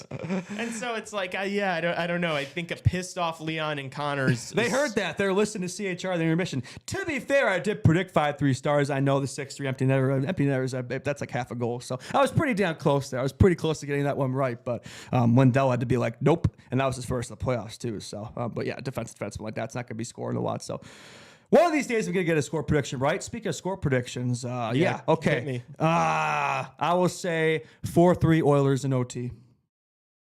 4-3 in overtime. Yeah, Mick Dry scores the OT winner. Notice I said Mick Dry. I'll just say they both connect. Yeah. You get to combine. You get to take combine both. them. Yeah, the two-headed monster. I'm gonna say 4-2 Edmonton in regulation. Well, obviously in regulation. Okay. Yeah. I just want some extra hockey tonight, man. I think an overtime in this series would be absolutely electric. So we'll get it at some point. Maybe not game 2, but it's going to happen at some point. But yeah, I reckon it's going to be another close game tonight. I think all the games in the series can be pretty close. I don't foresee a lot of blowouts of these teams that are so closely matched on paper and everything. So looking forward to it. Yeah. I mean, 6-3 isn't exactly the closest result. Well, but yeah, one of them's an empty netter. I mean, it's a 2-goal game before that. So, and the game itself, if you watch the game, it was a close game. It was a close game. It was a roller coaster game. Like it really was. A lot of peaks and valleys for both sides. I mean, at one point thought it was an easy win for Edmonton, and nope. There's no such thing as an easy loss or an easy win for Edmonton, man. They're just such a topsy-turvy team. It's hard to predict. That's what makes them so fun to watch. So fun to watch. They're so unpredictable. There's not a lot of teams that can say that for unpredictable. Normally, being an unpredictable team isn't a good thing come playoff time, but for the Oilers teams, it just doesn't really seem to matter, does it? Nothing really seems to faze them. So that's why I enjoy watching them so much. Yeah. Speaking of fun to watch, you know what was not fun to watch? That game last night we're going to move on here, obviously, as the Florida Panthers dominated the Carolina Hurricanes 5-0. How much do you give credit to Florida here, or how is it more that Florida played amazing or that Carolina played terribly? Both. I would still give more credit to Florida because I just think they're that good. And it's like, man, how the hell did the Leafs take this team to 7 games? It's like the Panthers took the Lightning at 5. Everybody said that was going to be a super close series. And a lot of people were saying this one was going to be a super close series. And I know it's only game 2 here, going to be game 3, but it's like, are the Canes going to win a single freaking game in this series? It hasn't even been close. 5-2, 5-0, 10-2 deficit. That's 14 consecutive losses in the conference final for Carolina, dating back to 08-09. They have not won a conference final game shocking. since they won a cup in 06.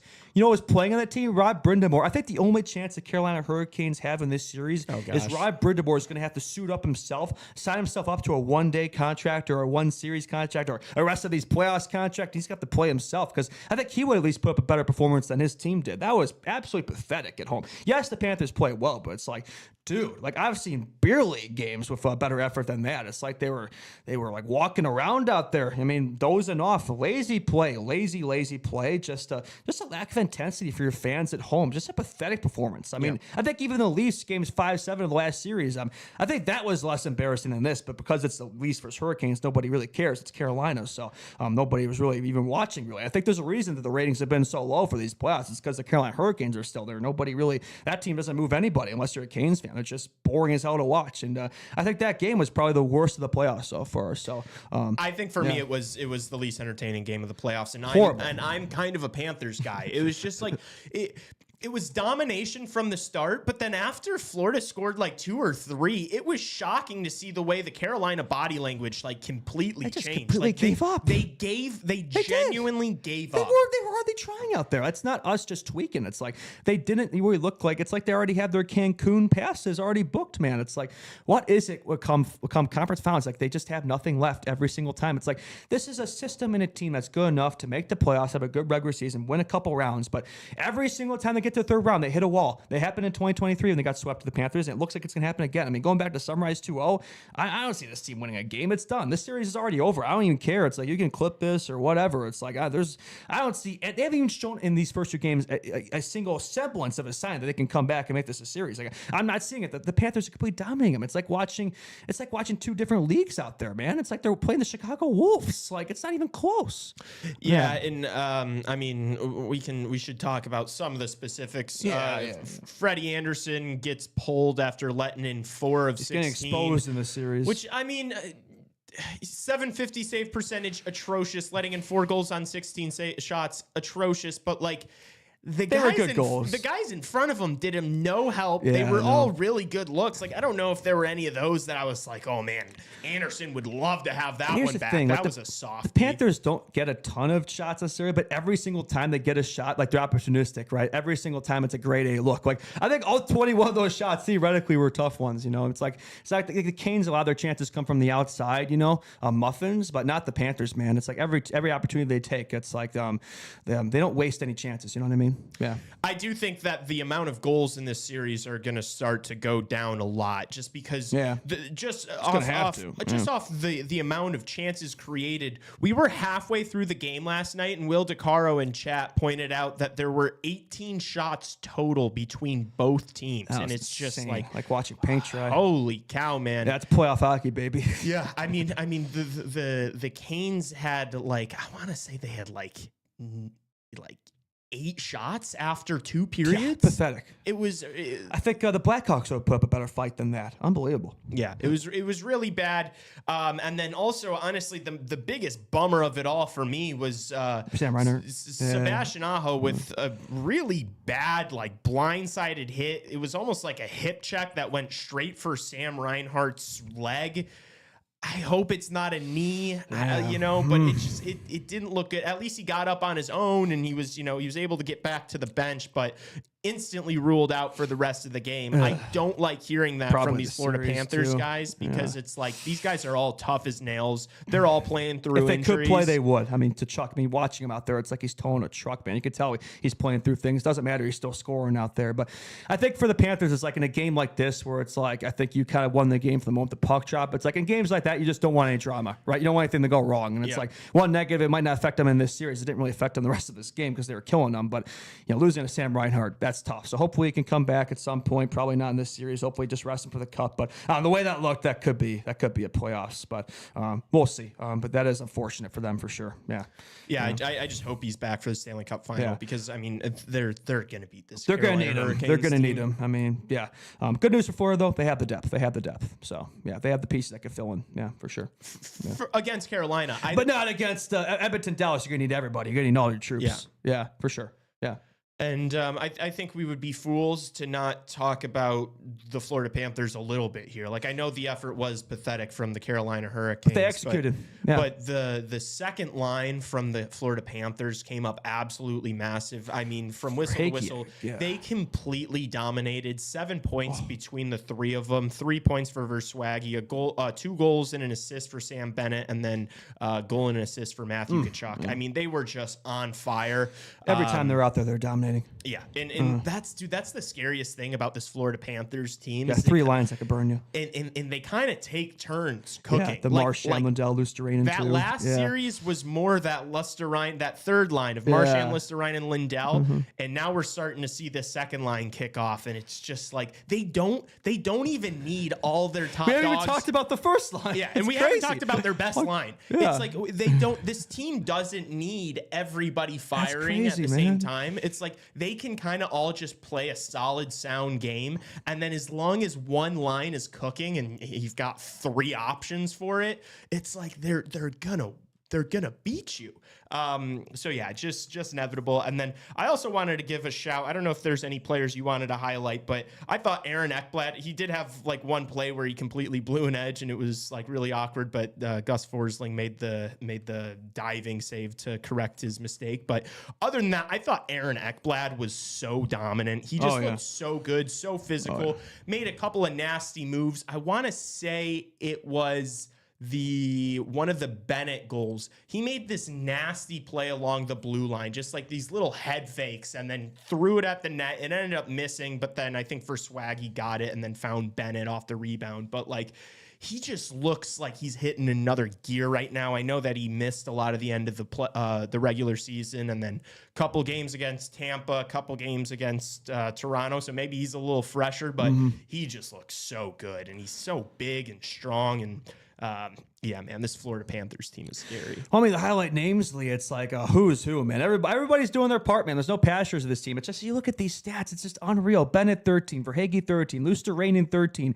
Barkov 12, Tkachuk 12, Marchand 12, Reinhart 11, Lundell 10, Ekblad 9. Seth Jones is like 11th in this team with 6. It's like, with points I'm referencing here, it's like everybody's doing their part. The depth of this team is just absolutely insane. You don't see another stat line like this. And it's like, yeah, the fact that you just don't need your stars to be their best players every single night, man. There's always pieces of the puzzle can fill in. It's like, and provide that production that might be missing. It's like, that's a dangerous thing with this team. And it's like, I look at this team, it's like, who the hell is going to stop them, man? It's like, they just seem destined to go back to back. And, oh man, it's just a well-oiled machine. And it's like, there's a reason why I think this team moves us so much, because it reminds us of the good old days of the Dynasty Blackhawks. Like, this team has the facilities to create something. It's like, man, we could be seeing, what is this going to be? 6 straight finals of a Florida team, 2020, 2022, 23, 24, 25. Not to get ahead of ourselves, but like, they're getting through this Canes team. It's like, it's just a matter of how many. And it's like, I think for the Canes, like, at least try to break the drought. Try to break the streak, win a game, gentleman's sweep. But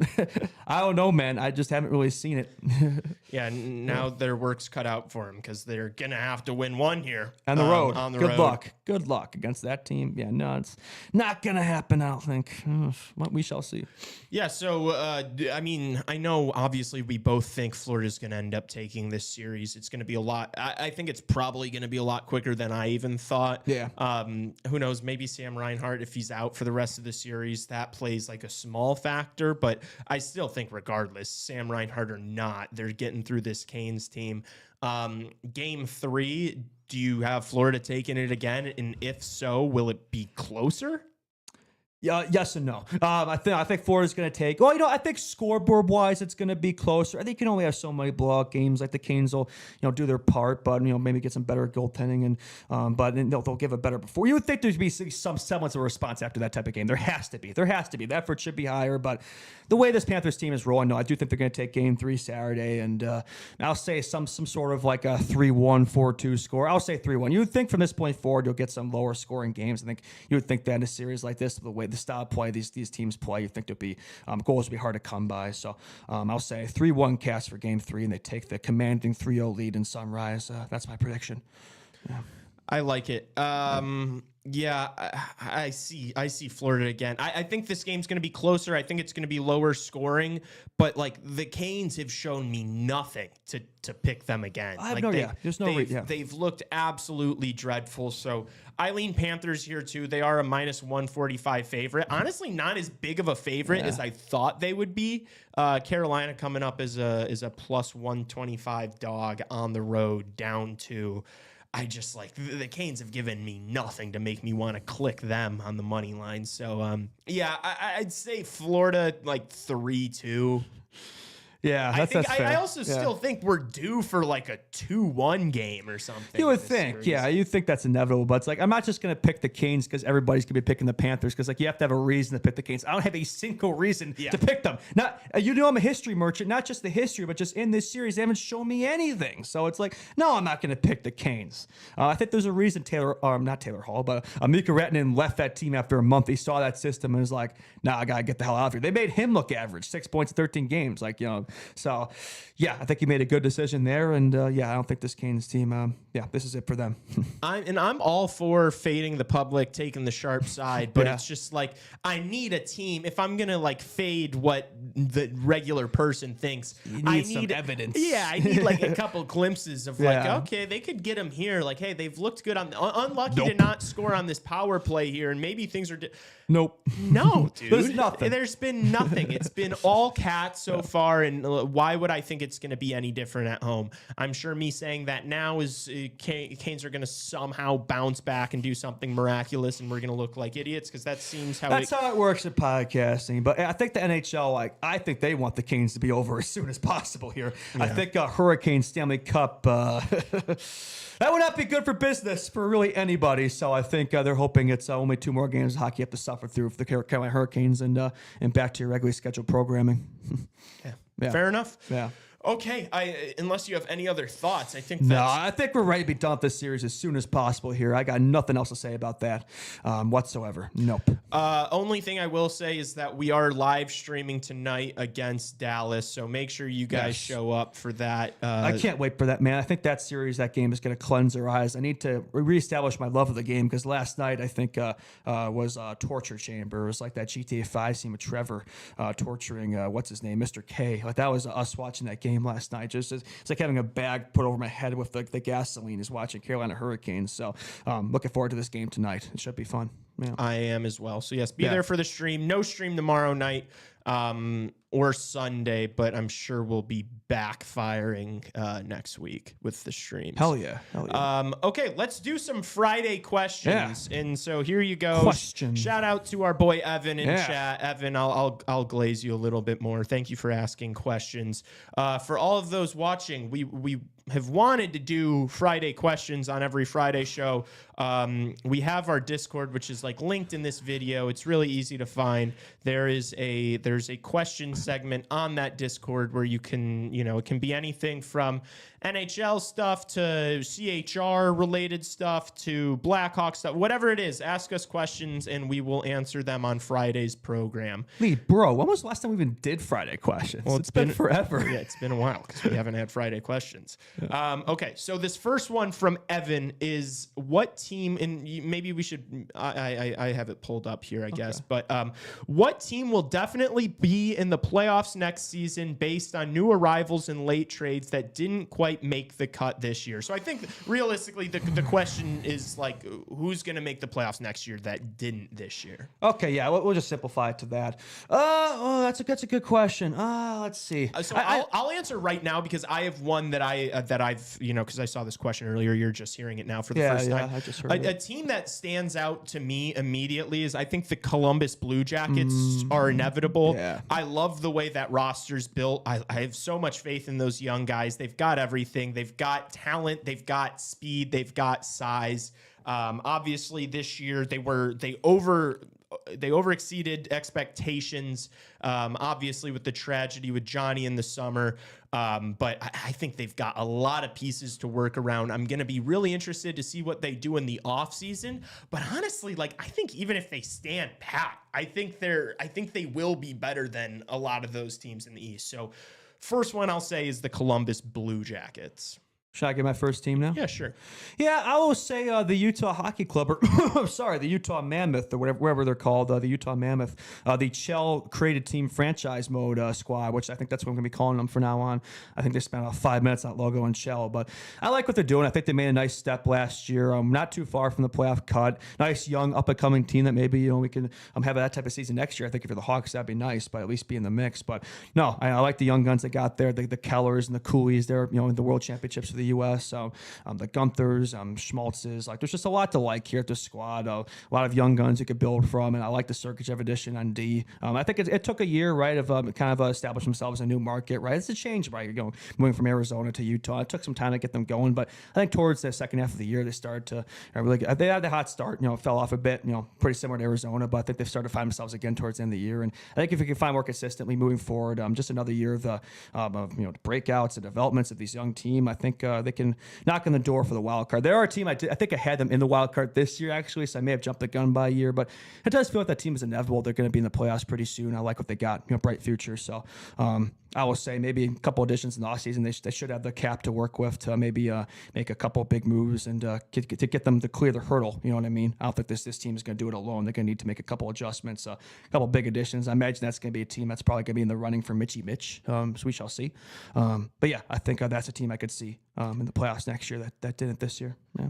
For me, and there's really not a whole ton else, because a lot of these teams, I think that, and we talked about this on the stream yesterday, is I think there's going to be there's going to be fewer teams this year trying to be as competitive as this past season. Because I wonder why. Yeah, I wonder if it could be maybe that Medicine Hat Tiger player. Maybe it might have something to do with it. I don't know. Perchance.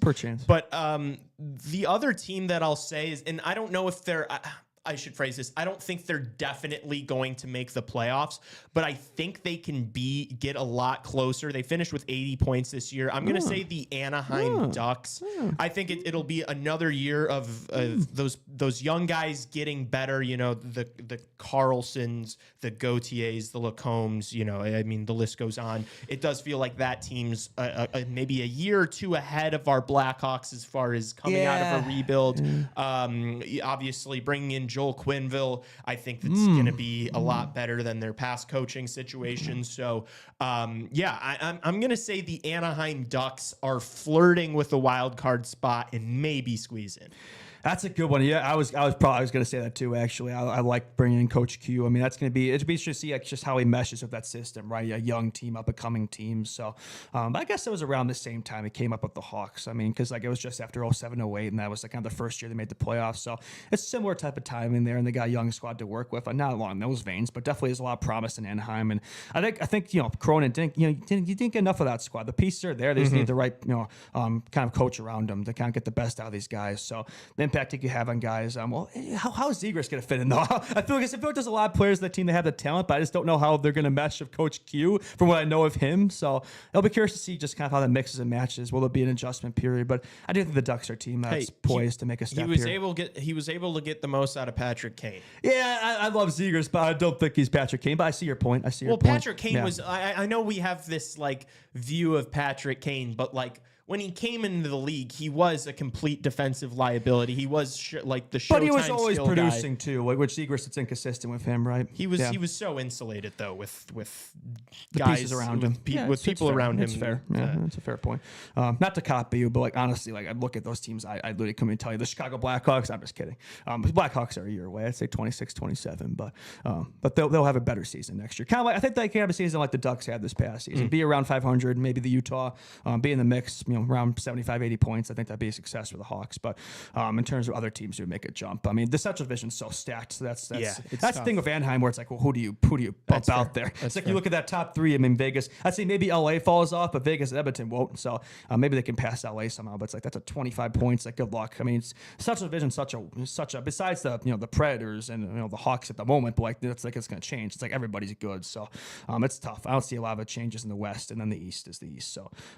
Yeah, I think I'll emulate your comments there. Yeah. Fair enough. Okay, next question. What needs to happen for the NHL as a whole to change the way they hire coaches so they aren't just highly respected alumni or recycled and actually choose coaches that haven't had the chance to coach but could really benefit from the league. So basically not using, he's asking like, I know what he's asking. Yeah. And also, I don't think that it's necessarily like this is like, I know people love to say like the NHL is an old boys club, like act like this is something unique to the NHL. Yeah, like, it's a thing in all sports for a reason. And right? not just all sports, but also just like business and life. industry. Yeah, it's like you always hear people say it's not about what you know, it's about who you know. Connections. I think, connections.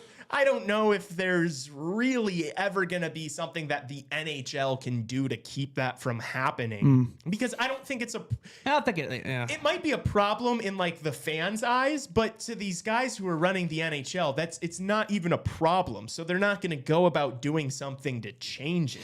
And here's the thing, too. A lot of those guys that get referenced in the old boys club, I mean, not all of them, but some of them were the David Carls at one point, right? Then they established themselves, and then there's a reason they stick around, right? So, yeah, I don't know if it's something necessarily past the change, but like completely. But you would like to see more fresh blood. You would like to see more of those college coaches come in. I feel like you have, like, I feel like that has started to shift. You see it more often. So, but yeah, in terms of what needs to happen, I just think they need to give them more chances. But like, it's easier said than done, right? I mean, so it's tough to say, like, how you make that change. Yeah.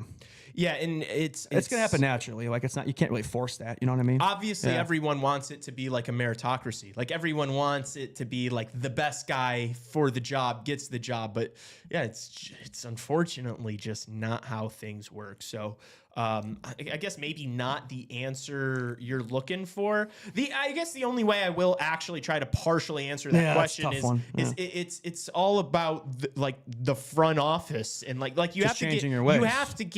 You have to get fresh blood at the top of the organization. Because a lot of times as owners, they have a lot of say in these decisions, right? In terms of like, they want those types of guys, and they're not going to be willing to make that, they make that bet, because it is a gamble if a lot of these guys are unproven but fresh blood, but they're not established in the game. It's like, you know what you're going to get. Where it's like, with some of these guys, okay, maybe they've been around for a while, but it's like, you know what you have with those guys. You know what I mean? So, a lot of that's going to come from the top, but how do you make that change? Yeah, it's tough. Okay. And then the final question is, what is the minimum amount of production needed by Connor Bedard this year for him to not completely regret his decision to not play with Sid and McKinnon at the Worlds? Well, I do think for Bedsy, I think you could argue. I know I've been seeing that kind of take out there a lot lately. Yeah, I'd say, hindsight 2020. Like, if he had known before he made a decision, if Crosby, McKinnon, all those guys were going to show up, Celebrini, because none of those guys are committed yet, he maybe change his decision. I don't know. Maybe not. Who knows? He maybe kick himself a lot. I hope for Bedsy, man, I hope he takes it personally. I hope that better piss you off if you're Connor Bedard. You see all the hype around Celebrini playing with Crosby, and he's the passing of the torch. If I'm Connor Bedard, that should piss you the fuck off, man. Like, I hope Bedsy sees that and takes it personally, and I think he will, man. I think the steps he's taking his development here and working on his skating, and he can't take a week for granted, man. You can't take anything for granted for your Bedsy. He's utilizing this offseason, right? But there's something to be said, though, where it's like he did miss out on experience. He hasn't really played with a Crosby or McKinnon type talent yet, and he may or may not get that chance depending on what Kyle does this offseason, right? So I think in terms of the answer to the question, the type of production, it's hard to put a number, but I think Bedsy needs to be at least a point per game next season. I think if he stays healthy 82 games, he's got to have at least 82 points. If anything, I think he should be above point per game. So that's a 15-point improvement. So I'll say minimum 82, 83 points. I'd say 82.5, call it, for Bedsy, which I think is pretty realistic improvement to expect. The team's going to get better. I don't think he's going to have another season like he just did. I hear a lot about a sophomore slump per se, which I wouldn't call it that. I don't hear a lot about junior year slumps. So so pressure's on now. Yeah, I think last year was the LC contract year. You really think no, man. Bedsy's going to be just fine. I think, if anything, I think 80's selling him short. I think he can put up 90 plus. But I'll say around 80 something. Yeah. I point per game is definitely what I'm looking for out of Connor Bedard. Yeah. I think it's going to be inevitable. It's your third year. You're getting bigger, faster, stronger, and hopefully that's really what he's working in on this offseason. Yeah. Obviously, he's going to be the guy in all these situations. He's going to be, out there for all the big draws in the offensive zone. Yeah. He's going to be on the first power play unit. He's going to have all the opportunities. Hopefully, the team. I think we agree that the team is going to be better this year, even if we don't do anything this offseason. Naturally, it's going to be progression. Having the more of those young, faster players around him is going to do him a lot more good.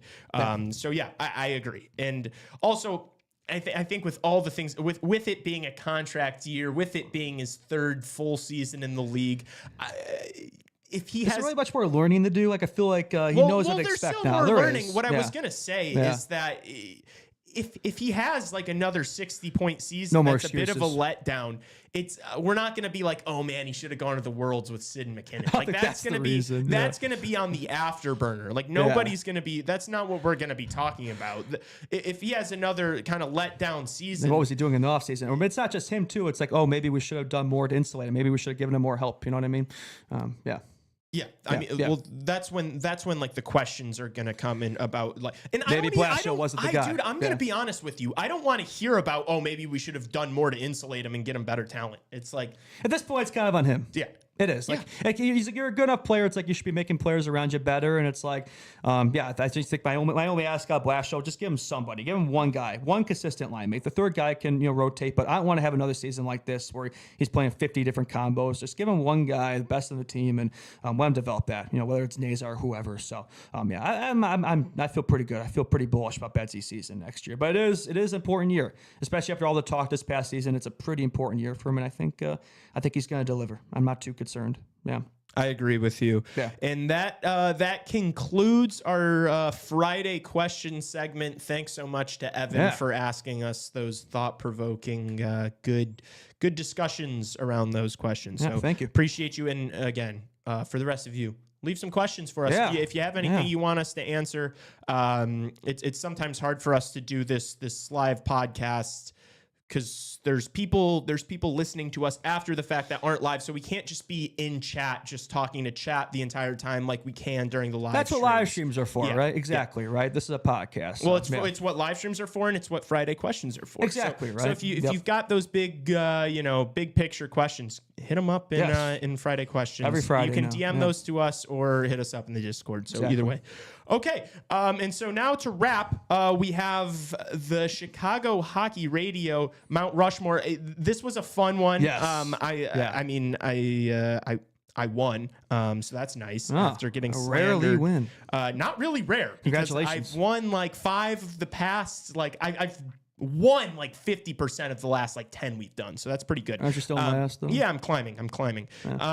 Yeah, so this was a fun one. I think everyone picked really well. I was honestly surprised that there was such a big gap. I'm actually not surprised. I thought the top 3 was pretty clear cut. The 4th team was maybe the outlier there, but there's still some legends there, but they barely got any votes. But I think I finished 3rd, if I'm not mistaken. So, but this is very close. I mean, you can't really go wrong here. There's so many options on the table. So I think y'all are going to really enjoy this one. This was fun to record. Yeah. Yes. So without further ado, this is Chicago Hockey Radio's Mount Rushmore of broadcasters and announcers. Yeah.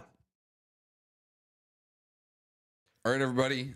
It is a new recording session, a fresh new batch of Mount Rushmores. We're going to record 10 of them today, and this is one of 10. So this is the Mount Rushmore of hockey broadcasters and announcers of all time. This could go current guys, any sort, whatever you deem, whoever is on some sort of broadcast. It could be YouTube, TV, whatever. That is what we are doing, and I have the first pick. And as of today, I know this will be out on Friday, but I have the lead currently. So suck on that, guys. How good do you how good do you feel about yourself? How did that happen, Justin? That is a great question. My lead just evaporated. All right. So I have the first pick, and 1-1. This isn't my 1-1, but this is to keep my lead. It's Pat Foley, 1-1. Okay. Made the decision for me. Yeah. I was thinking another guy, but that's fair. Yeah. Pat Foley, 1-1. Yeah. I feel like that's a good one. He's at or near the top of most of these lists. He's going to get the votes. Yeah. Yeah. Like I said, not my guy, but definitely Blackhawks a drive. top guy anyways. A Mount Rushmore guy. Absolutely. Yeah, he's guy. in the top 16. I mean, if you aren't a Hawks fan, though, he's up there. He's a stretch at 1-1, but yeah, he'll take it. there's other guys. All right. Can't believe spent 3 years I'm now. picking second here. Yeah. A guy that wouldn't be a stretch at 1-1. I'll take Doc Emmerich at number 2. Yep. That's the guy I was referencing there.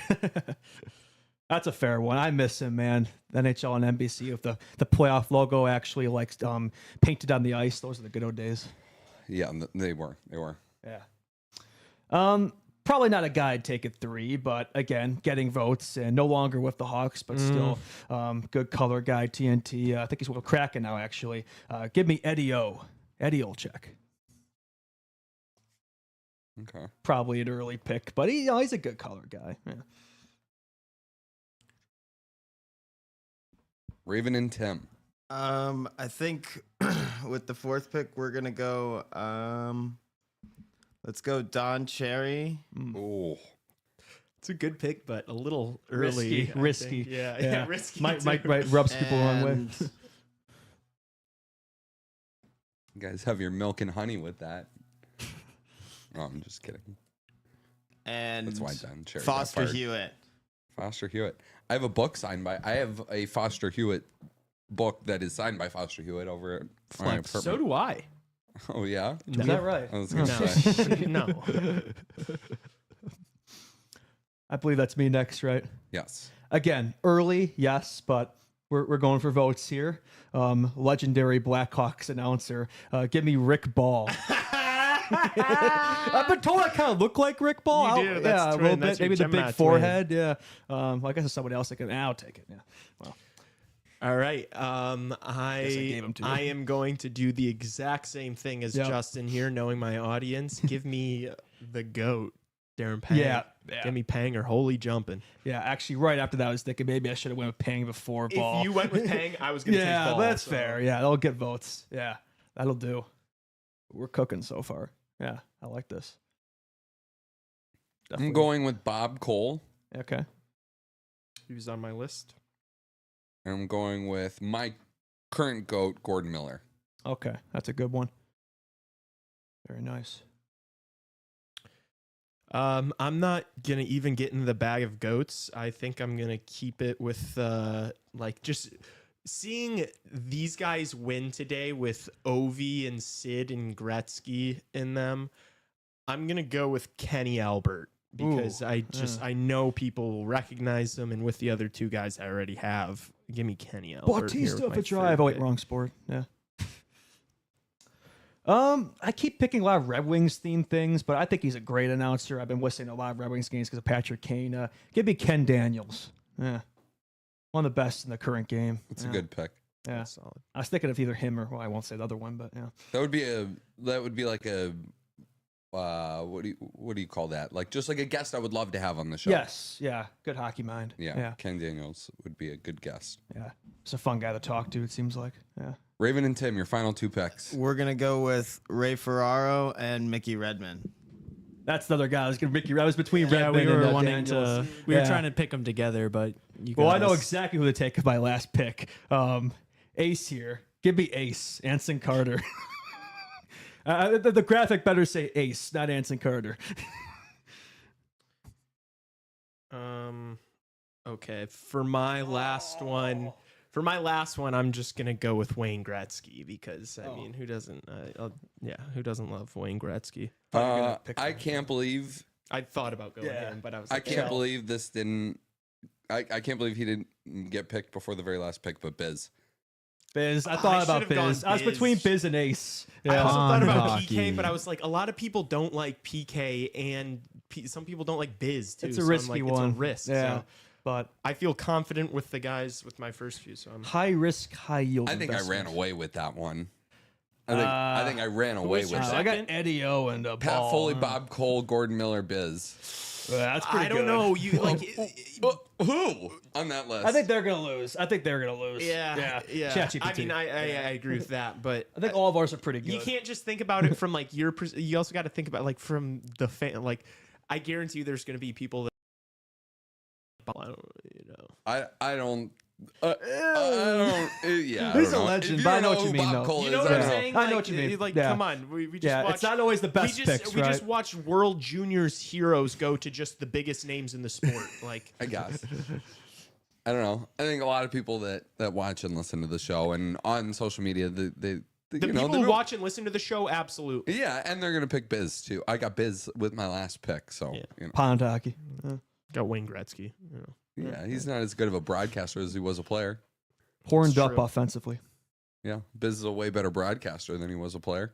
Yeah, but it's Wayne Gretzky still. Yeah, I you know? got They'll it. get votes because it's the great one. It wasn't the Mount Rushmore of guys who were broadcasters that were also great players. Yeah, we'll see. If so, that would have been the I mean, one pick. I don't know. I got Doc Emmerich. I feel. Yeah, I pretty think you're good. safe. I think you're safe. I feel, Yeah. feel just fine. Got Darren Pang only jumping. Yeah, you're good. All right, that's it. We got 9 more of these to go through. So let's send it back to the 9. show.